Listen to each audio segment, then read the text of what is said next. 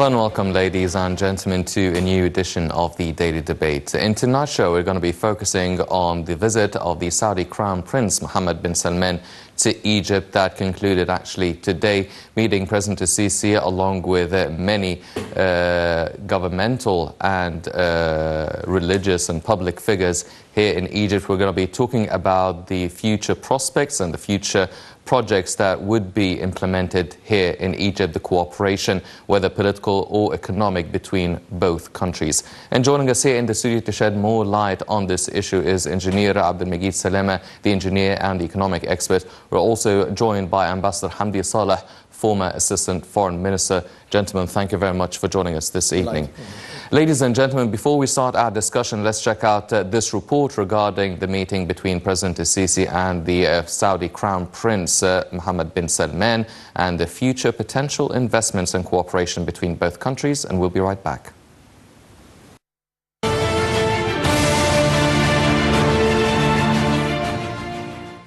President Abdel Fattah al-Sisi and the visiting Saudi Crown Prince Mohammed bin Salman, the Deputy Prime Minister and the Minister of Defense, oversaw the signing of 4 agreements between the Kingdom and Egypt in Cairo. Those included an amended agreement for the establishment of a Saudi-Egyptian investment fund, a memorandum of understanding to activate the Saudi-Egyptian investment fund, an executive program for joint cooperation to encourage investment between the General Authority for Investment and duty-free zones in Egypt and the Public Investment Fund in Saudi Arabia, and a cooperation agreement for environmental protection and curbing pollution. The two parties signed an executive program for joint cooperation to encourage investment between the Egyptian General Authority for Investment and Free Zones and its Saudi counterpart. Meanwhile, Saudi Arabia and Egypt set up a $10 billion joint fund to develop a planned mega-city committing more than 1,000 square kilometers in South Sinai. Saudi officials said that Riyadh's part of the new joint investment fund will be cash to help develop the Egyptian side of NEOM, which Prince Mohammed unveiled last October as part of plans to wean the world's top crude exporter off oil revenues. Earlier, Crown Prince Mohammed held talks with President Abdel Fattah al-Sisi. The Crown Prince conveyed the greetings of the custodian of the 2 holy mosques, King Salman, to President al-Sisi, whilst the President sent his greetings to the custodian. The two sides reviewed the strategic bilateral relations and means of developing them. They also discussed a number of issues on the Arab and Islamic arenas, developments in the Middle East, especially issues related to security and stability in the region. Sisi reiterated Egypt's keenness on elevating the level of bilateral cooperation in various fields in the light of the distinguished strategic ties between the two. For his part, the Saudi Crown Prince expressed hope that the visit will add momentum to the strategic relations between the two nations. Later, the President held a dinner in honor of His Royal Highness the Crown Prince. Prince Mohammed holds further meetings with the Sisi and other officials before flying off to Britain on Wednesday and then later this month to the United States.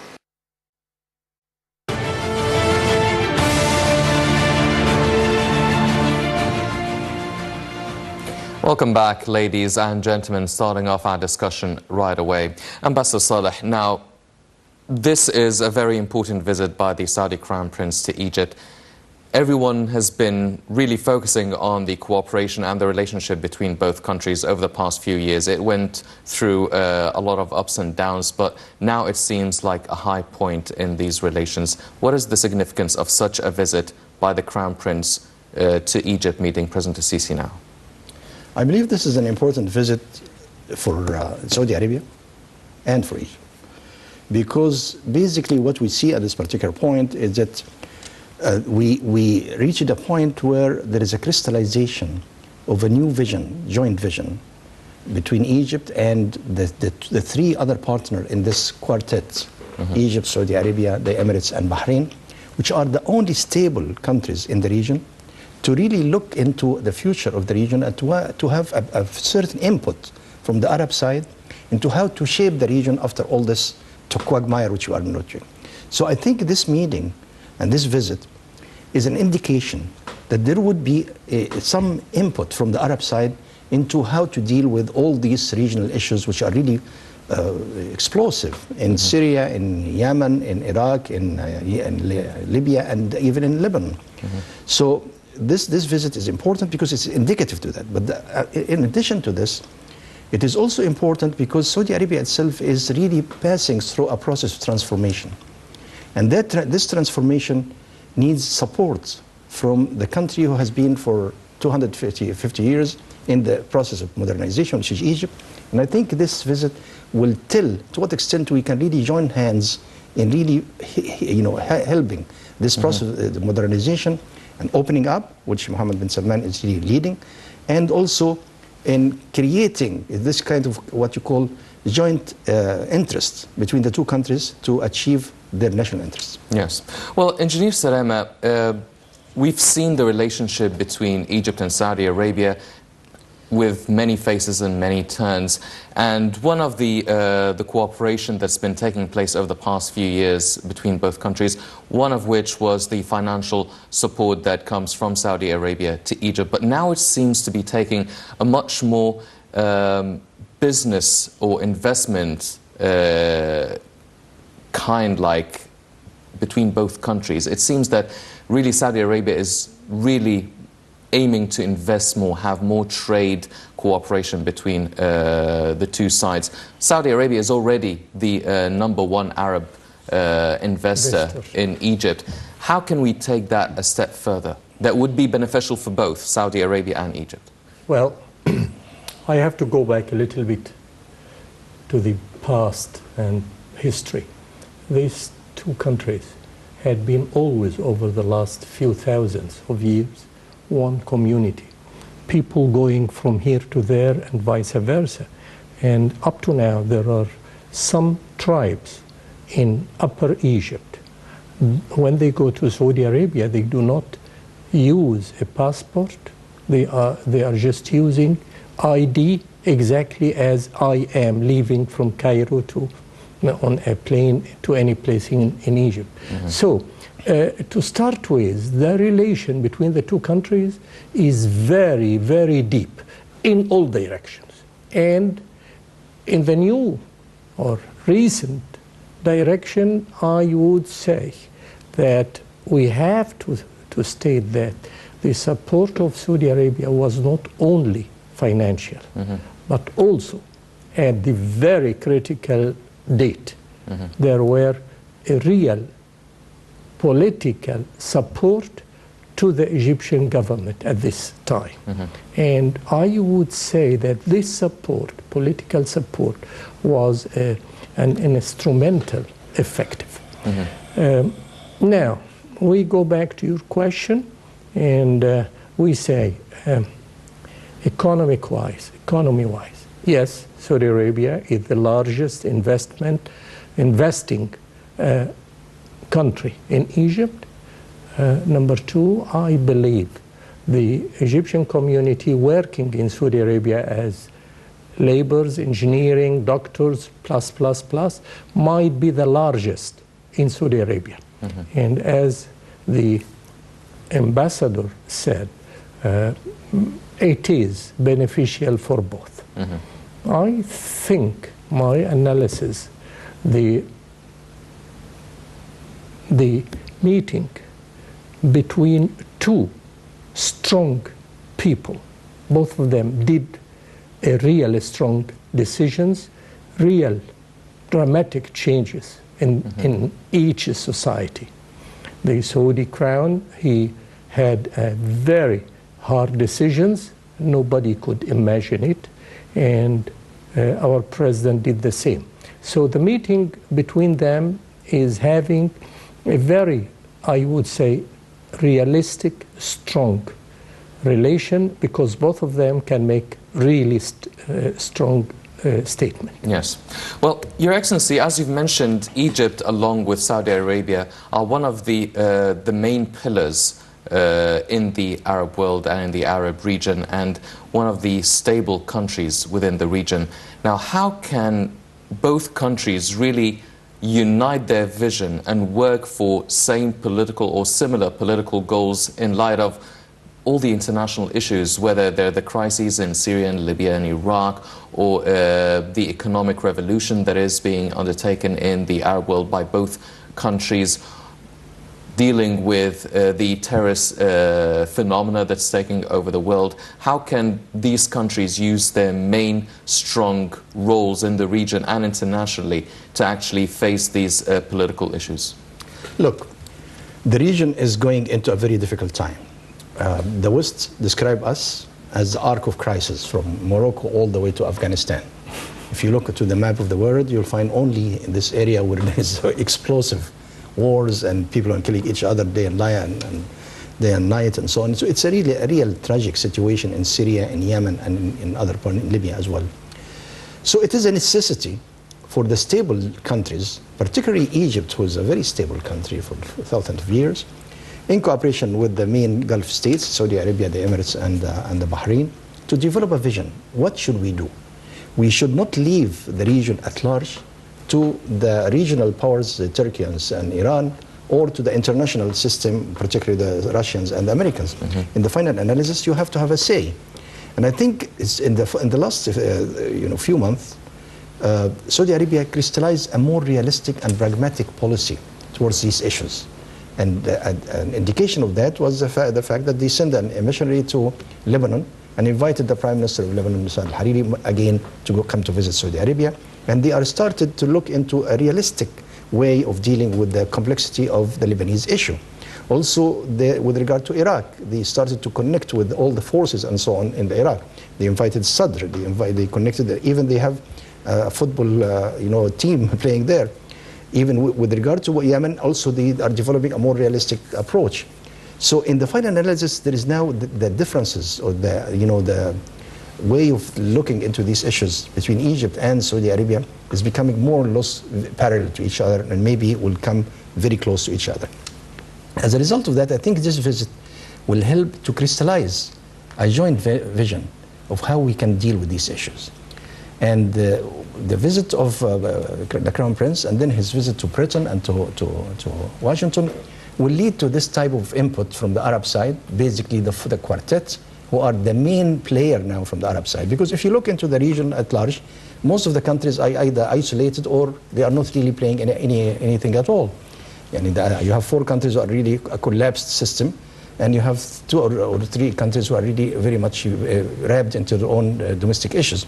So it is really up to this quartet, and I think President Sisi and the Crown Prince and the Mohammed bin Zayed of the Emirates can lead a certain Arab group to really move into the direction of shaping the region for the benefit of the Arab side, not only for the regional forces and so on. Yes, well, we've seen the Egyptian side actually uniting with Saudi Arabia within their coalition with the crisis in Yemen. Do you also feel that the Arab quartet facing the situation with Qatar, along with Kuwait being a mediator, do you think that brought all these countries, those 4 countries, closer to each other politically?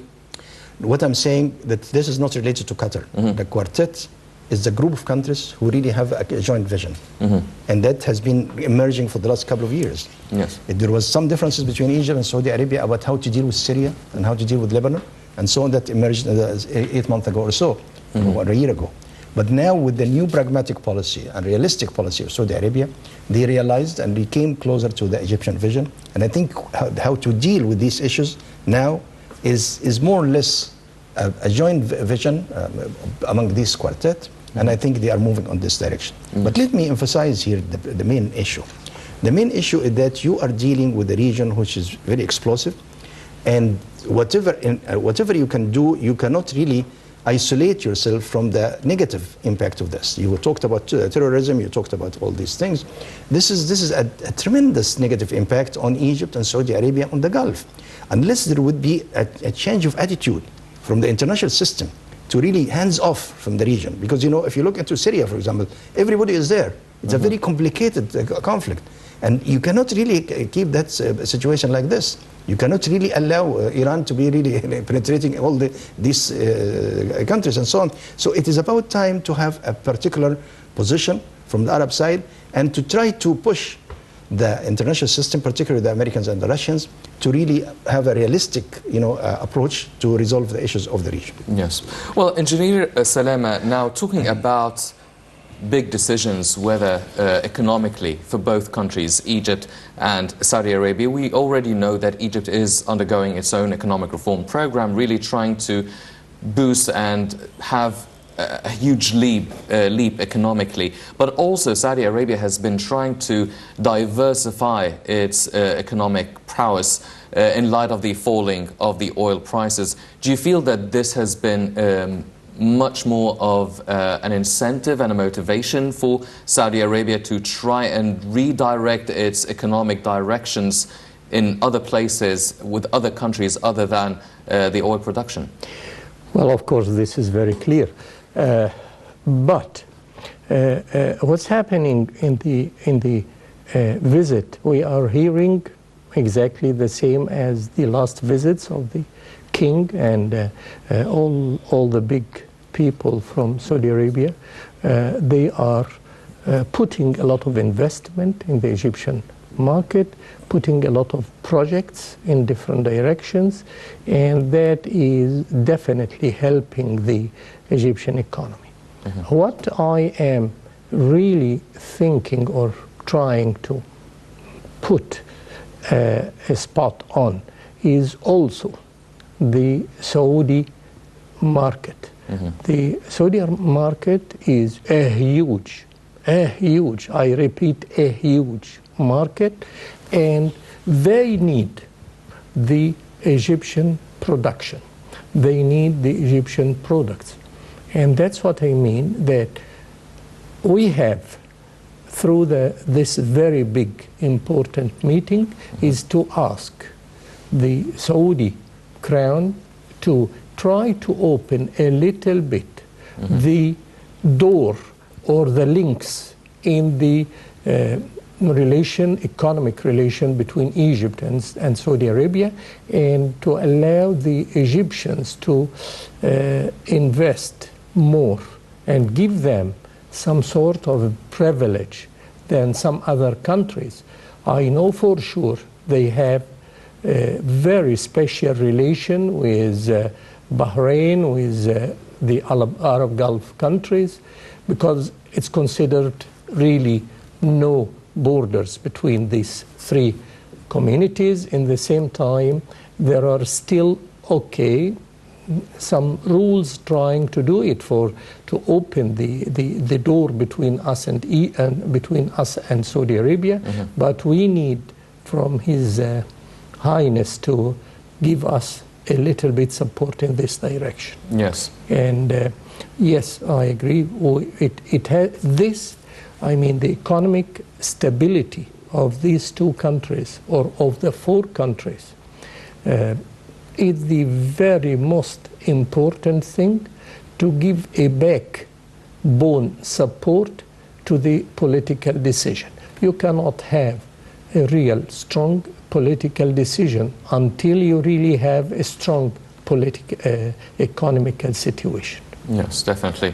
Ambassador Saleh, now we've seen over the past period that this has been a very important part in the modern history of Saudi Arabia, with the 32-year-old Crown Prince Mohammed bin Salman really making a lot of drastic decisions within the kingdom. How much of these decisions can you see it as revolutionary or really changing the course of the kingdom and what the kingdom really was used to for decades now? First, let me comment on your last question about the cooperation between Egypt and Saudi Arabia. In the past, there was a problem in Saudi Arabia, not for Egypt, for Egyptian business, but for everybody. They have restrictions. They have the system of al-kafil. They have a lot of things which really making it's very difficult for medium-sized companies and major companies. They can really work their way out. So I think if they liberalize a little bit their system, that will open the door for Egypt and others to come in. And that's all what we are looking for. We don't want any privilege for Egyptian business people. That's not fair. I think basically what we need is that a liberalization of the process, and that will allow everybody. And I think the Egyptians are dynamic enough to move. The second point with regard to cooperation, the mood now worldwide is not really focused on aid or whatever, or it is focused on joint projects, really working together. And as a result of that, even the Americans would like to move towards that direction, the Europeans. So it's about time that we really focus on this, to develop joint projects and to see to what extent projects can be beneficial to both countries. Mohammed bin Salman himself developed this idea of the new city, Yes. which is a really great idea. Definitely a group of advisors from the US, from Europe, helped him to develop that concept. And I think I'm glad that Egypt decided to participate in that and to offer land and to really get. We will be very instrumental in putting that together because we have the cadre, the human resources, the ability to really get things moving, and he has the interest. So I think we can put that together. So the prospects for cooperation is focused on not only government-to-government cooperation, but also on really moving the business community, the civil society, the cultural institution, and so on, to build for themselves what projects do they have. And that applies not only to Saudi Arabia, but to the Gulf, even to Europe and to America. Yes. And we have countries in Europe which have very, very traditional relations with Europe. The Greeks, for example, are very close to us, and so on, and the Italians. So we can develop things. Now, to come back to your point, Saudi Arabia is moving now into a process of transformation. I am one of the people who are very glad to see that, because this really will have a tremendous impact on the region at large. This will really, diminish the ability of the extremists and the terrorists to really emerge, because once you have all this old ideas and which is not really the right interpretation of Islam, it helps them to grow and to develop the extremists. So I think the way how Mohammed bin Salman is moving his country towards opening up, towards having a minimum level of social cooperation and communication is a great thing. And I think that will help him, will help his country, but will help the region at large. Because one of the major problems which the West has been talking about in the past few years was the fact that all these people who came, the extremists, are really connected somehow to the ultra-conservative attitudes in some pockets in Saudi Arabia and in the Gulf. So I'm really glad to do that. But the point is how to sustain that process, how to get that process moving on. And I think cooperation between Egypt, Lebanon, and Saudi Arabia in this will be very helpful. Here is the two countries who have been for 200 years or more into process of modernization, how to build the synthesis between Islam and modernity, and I think that will help very much the Saudi process. Yes, definitely. Well, Engineer Salama, as Mr. Ambassador has mentioned, the new city, Neom, now this, it seems like a huge project, a huge prospect, a big vision for the future that would turn this part of the Sinai Peninsula into an international and commercial hub. How far do you see this project going, and how soon do you think such a city can be established and working for the benefit of the economy for both countries? Well, the project is already on start, and it is going to be implemented. They are starting to work on constructing this road between Saudi Arabia and Egypt. The bridge. The bridge, yes. Yeah. This road is the start of that project. But to build a big project, it cannot be done in 6 months. It will take years. And if you look into any other smaller project which had been implemented in any of the countries, it will take years. So if you are speaking about this huge project, it will take some years until some people start, then some people start to realize that it is a reality, so they start to be involved in, and so on. But as a start point, it is already starting. Yes, definitely. Well, ladies and gentlemen, Egypt and Saudi Arabia have a lot of projects, whether it is the bridge between both countries, or the new Neom city, or the new pollution, the cooperation to actually eliminate pollution in both countries. Let's check out this report and we'll be right back to talk about these projects.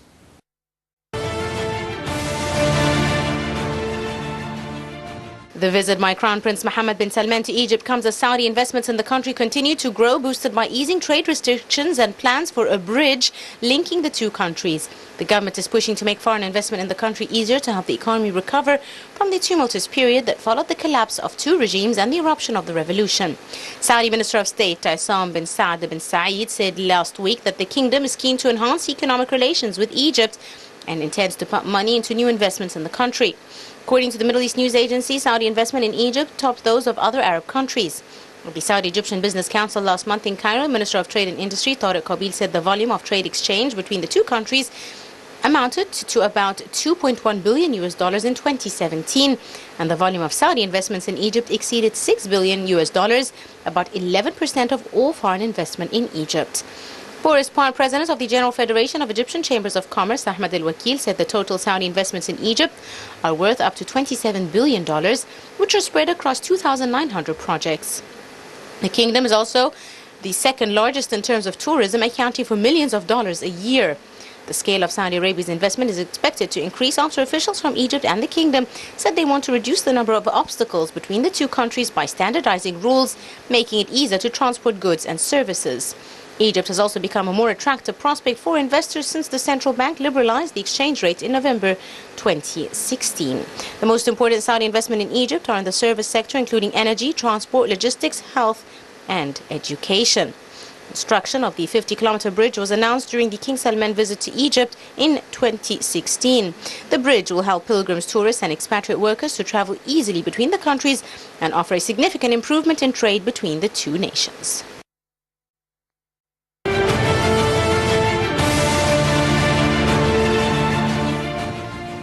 Welcome back, ladies and gentlemen. Your Excellency, before the report, you mentioned the revolutionary decisions and the transformation that is going on in Saudi Arabia, the biggest in its modern history. And you were talking about really eradicating these extremist ideas. And some of the visits of the Crown Prince Mohammed bin Salman to Egypt this time around, he went to Al-Azhar, he met the Grand Imam Dr. Ahmed Al-Tayyib. He also went to St. Mark's Cathedral in Abbasiyah to meet Pope Tawadros II, which is the first actually visit of its kind to the cathedral meeting the Pope. What is the significance of such a visit to Egypt right now? You are indicated to these two particular visits, to Al-Azhar and to the church and the Pope. And I think this is very indicative to the fact that, you know, in the new policy, the new approach of the elite in Saudi Arabia is to have more tolerance and to open up. And I think he has done that a little bit, you know, in more concrete terms in his policy and in Saudi Arabia itself, allowing churches and allowing, you know, so many institutions to open up and so on. So I think now we see a real big change in Saudi Arabia, and I think that would be very helpful to the Saudis and to the region at large. And the Saudis in particular, there is a major problem in Saudi Arabia is the fact that you have pockets of ultra-conservative groups. How to deal with that? And how to deal with that is there is a process, how to really try to change their attitude towards the reality of life in the 21st century, to accept a new, you know, modern life and so on. Now, let me move from this point to another point, which I really, you know, I think is very important. Now, Saudi Arabia is now playing an important role in the region. And, you know, it is facing challenges in Yemen, in Syria, in Iraq, and Iran. And I think the cooperation between Egypt and Saudi Arabia in that will be very helpful in really developing a strategy towards these 3 or 4 major challenges and so on. And I think the point which is now being underlined is the fact that, you know, the Crown Prince is going to Washington and to London. And basically over there will be a negotiation of, you know, a discussion about what could be done about these 4 issues in addition to the issue of Qatar and so on. So in a sense, this visit will help to crystallize a particular input from the Arab side to give to in these meetings in London and Washington. Mr. Ambassador, how do you feel that these decisions and this transformation by the Crown Prince in Saudi Arabia is actually being received by the Saudi Arabian citizens? Now, I'm not very much familiar with the Saudi public opinion. But, you know, from what I know about the Saudis who have been educated in the West, and I was teaching in the West in the United States and so on several times, and I know also a large number of Saudi students and graduates now, and that they were anxious to get things moving. It was really something really out of context entirely, not to allow women to drive. It was out of context not to allow women to attend, you know, the sports and so on. So in the 21st century, 2018, it's about time to get these things. So I think what he is doing is the right thing in the right time. The point is how to deal with the ultra-conservative pockets in Saudi Arabia, and I think this is an issue which everybody is concerned about. But the elite, the educated class, when they are expanding educated class in Saudi Arabia who are educated in the West, in the past they were educated in Egypt, in the Egyptian universities, or in Lebanon, or even in Iraq. Now, large number of them are educated in Europe and America. They are anxious to get moving into this, and I think what we are going to see is the society itself will develop into a very fast process to really build its own traditions of how to make this synthesis between the Islamic traditions, as we all would like to keep, and modernity. So to live in a comfortable way with our religion. Yes, definitely. Engineer Salama, now everybody is very excited and looking forward to these investments and the projects and the cooperation between both countries. And we've seen a lot of efforts by the Egyptian government and the presidency traveling all around the world, meeting all heads of states, signing many memorandums of understanding, and having our own, actually, mega national projects here in Egypt. But do you feel that as a country we have fulfilled the potential of all these memorandum of understanding that we've signed with all different countries and all different governments, and all the projects that we have agreed upon with all the other countries? Of course, unfortunately, no. We are not fulfilling all that commitment simply because the amount of projects and plans and is a huge plans, which we, in the last few years, we were in a bad shape some time ago, and to change, to accept that, it will take some time. But a lot of the projects which had been signed by MOUs had been starting to be implemented. It takes some time. As example, having a Thai electrical network between Saudi Arabia and Egypt is starting since 4 or 5 years, or even we were speaking about it 7 or 8 years ago, and now it is in the process of implementation.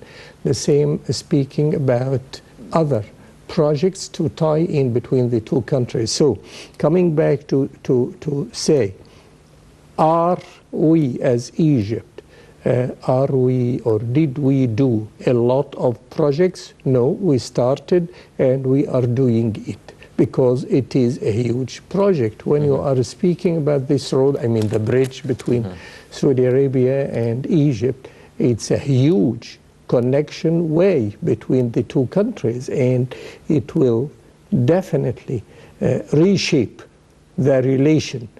You call it whatever you call, people coming, people going, commodities coming, commodities going. So you are really tying between the two countries. When you also say about this electricity network, then it is the same application. You are overcoming the unity of each country in what they generate from electricity. They can be overcoming some problems and so many other things. If we start to speak about having more and more ships connecting in the Red Sea between the two sides of the Red Sea and the ports on each side, you are coming closer and closer between these two countries. But in the same time, and this is a good point, I would say about the government here, is that the volume of the projects we are speaking about is really big. And you are not speaking about 2, 3, 4 years. We are speaking about mega projects which will take, it will involve the majority of the Egyptian force work or workforce, and B, it will definitely put us in the technical side, in the technology side, at a high rank connected with some others. I have a feeling, I don't know, don't count on that, but I have a feeling that with not 100% of these projects, but if we are able to complete and implement in reality 75% of these huge projects, we will come back to the old image we had about Egypt, that a lot of people from Europeans are coming to live here because we have a lot of living possibilities. A lot of African people are coming, which is happening right now and starting to right now. So no, I think we are going, but it is a mega project. You have to, it has to take some time. It has to take some change in our mentality of thinking, in our mentality of handling things. Yes. Well, what can we do to actually achieve the at least 75% of these projects? Is it a question, is it a matter of financing? Is it a matter of amending, having more amendments to the investment law, passing maybe new laws? What would actually help fulfill at least 75% of these projects? All. I mean, we need financing, sure. We need a little bit modification in the investment law. Yes, because I remember we were speaking about it. The first word in the investment law said, without any complication of the old laws. So how can you are speaking with new rules and you putting that do not conflict with what's existing? So we need to rethink about the investment law. Number two, we have to put a lot of effort in building up the technical people, the technical students it need, because you cannot do all that projects and then at the end of the day you do not have the enough labor, the enough technical people to handle it. So yes, in all the directions, and that's it. And I do not accept that a project like that, a mega project, will only need variation in one direction. No, it needs motivation in every direction. Your Excellency, what do you feel we could actually do to fulfill most of these projects? Because you've mentioned before that it's not just Saudi Arabia that we're looking at, but we also should focus a lot on cooperation with close countries such as Greece maybe, or Cyprus, or the United Arab Emirates. What can be done to actually really move all these or transform these signatures and these papers into an actual reality? I noticed that, in your discussion mostly are focused on the economic side and the bilateral side, which is really this visit, and the significance of this visit is more into the international impact. The bilateral could be done on a different level, a couple of ministers going here and there, and these projects and so on. So that's not the significance of the leader of Saudi Arabia visiting Egypt, and the significance of the leader of Egypt taking that much time is the fact that this is an international, vision emerging. So I'm trying to, but let me come back to your point about the project and so on. 3 points which I'd like to underline. Number one, basically we have a problem in Egypt, and to an extent in Saudi Arabia, which is over-reliance on the government.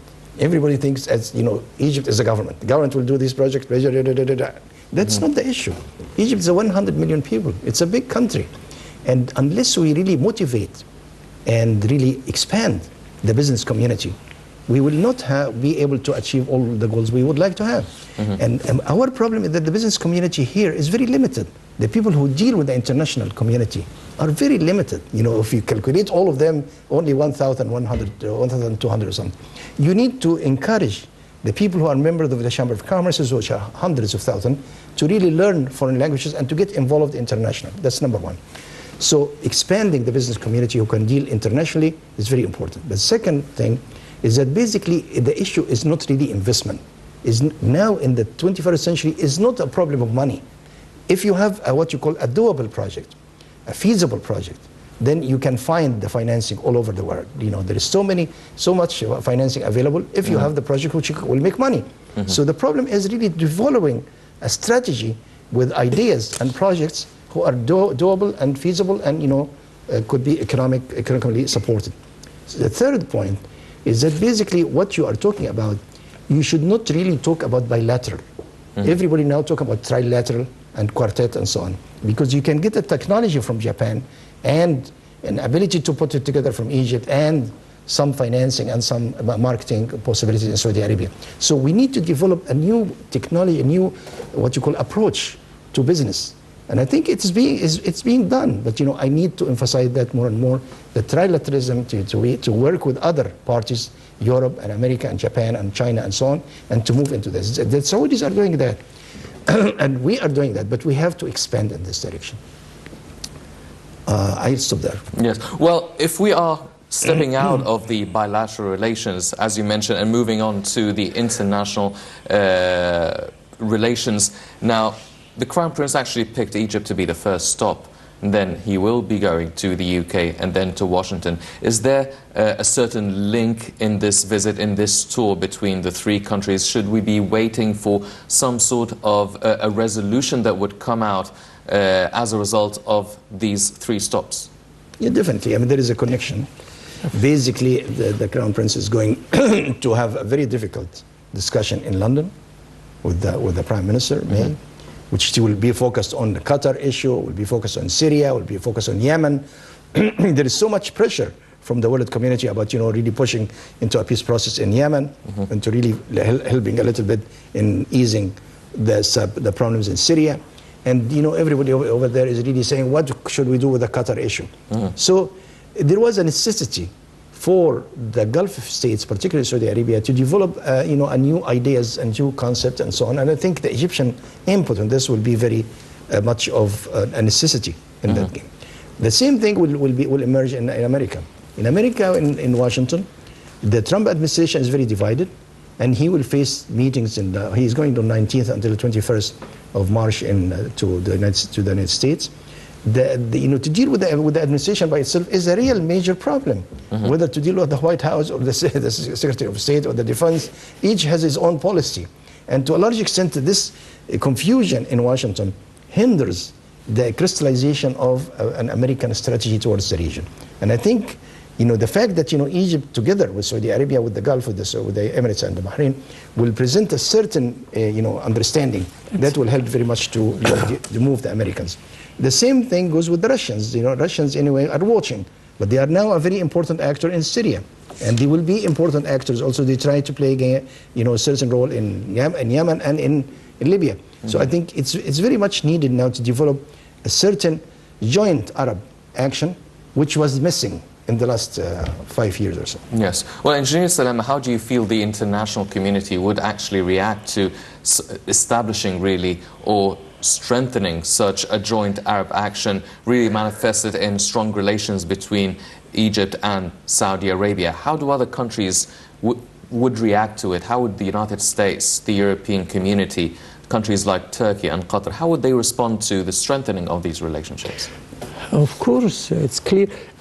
I have a point. When Crown Prince started with Egypt, this is just as His Excellency the Ambassador say, you are just unifying one basic point of direction for the four countries, which is these four countries represent today the largest economy and political partners in this area.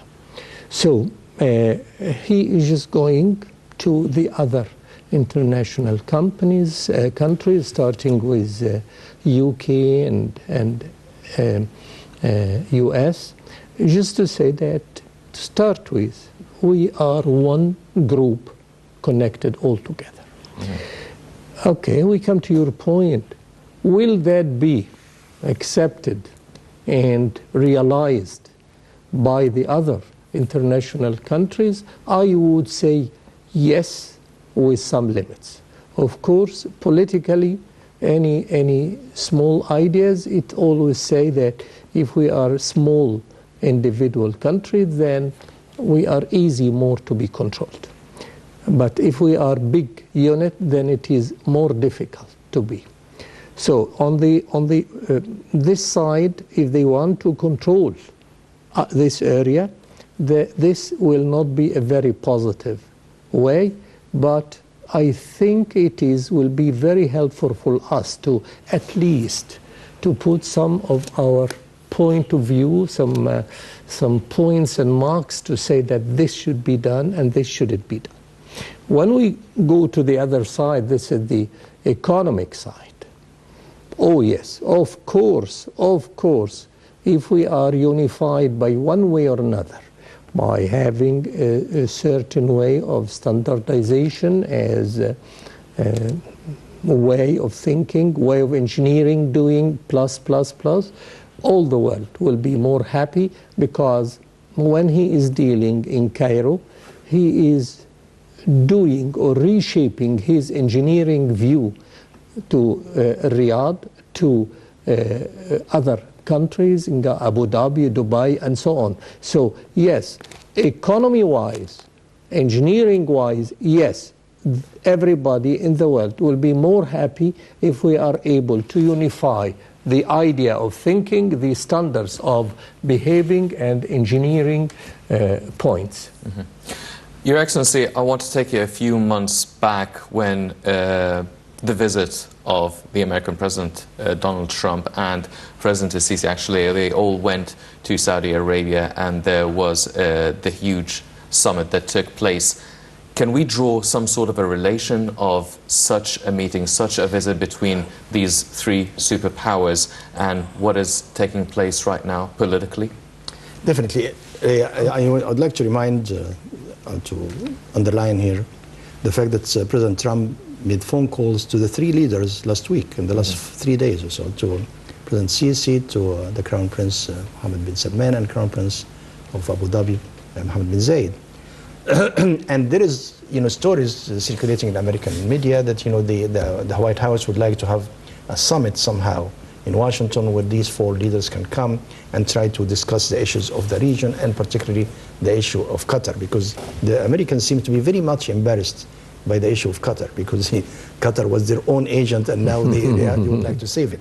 So I think this process of communication between the partners is going on, and I think it will really lead somewhere. But I'd like to come back to another point here. It's not related to your question. One of the issues which really should be discussed, I don't know whether it's discussed or not, is really the security of the Red Sea. Because we are here, Egypt, Saudi Arabia, and Sudan are the three countries really surrounding the Red Sea. And it is really amazing that, countries like Turkey, who is a medium-sized country far away, has no resources to try to come to Sudan and to have Sawakin and so on, and to have prisons somewhere. Other countries are having full resources, naval forces and so on, and on the Bab al-Mandab and so on. It's about time that these three countries, particularly Egypt and Saudi Arabia, can develop a strategy of how we can really establish stability in the Red Sea, and how we can make use of the resources of the Red Sea. This is an area which apparently has been touched on by General Kamel al-Wazir when he talked about the projects Egypt are developing in the Suez Canal and in the Red Sea. But I think it needs a new reading, and developing a strategy to what these two countries can do, and maybe Sudan can join us later on. To come back to your point about the Trump administration, and I think there is now a process of communication going on between the Americans and all the parties to try to develop a certain American stand with regard to the four major problems, particularly Syria, Yemen, and Libya, and also Lebanon. Yes, well, talking about the security of the Red Sea, do you feel that the city, Neom, and the bridge between Egypt and Saudi Arabia, does that change the dynamics of the security situation there? It has an impact, but you need a strategy which encompasses the entire Red Sea. There is real threat to the Bab al-Mandab with the Houthiyyin and so on. There is problems with these Turkish dreams about bringing back the Ottoman dreams and so on. All this really is something which should really be considered. In the final analysis, here are three countries who have the largest shores on the Red Sea: Saudi Arabia, Egypt, and Sudan. Yes. But where is our vision together? We think we should really develop a vision together. Particularly, we have now the Egyptian naval forces are really developing itself in the Red Sea, and the Saudis are also doing the same. And I think Sudan should join somehow, because it's its own benefit. Yes. And the inauguration of our central military command in Sinai recently. Well, ladies and gentlemen, definitely we will be following all the developments that are taking place within the tour of the Crown Prince Mohammed bin Salman that took him to Egypt and later takes him to the UK and the United States. Unfortunately, that's all the time we have for this edition of the Daily Debate. But before we go, I'd like to thank very much our distinguished guest, Ambassador Hamdi Saleh, former Assistant Foreign Minister. I'd also like to thank very much Engineer المجيد Slamah, the engineer and economic expert. Gentlemen, thank you very much for joining us this evening. Ladies and gentlemen, please stay tuned for more coming up on Al International. I'm Henny Saif. Thank you for joining us.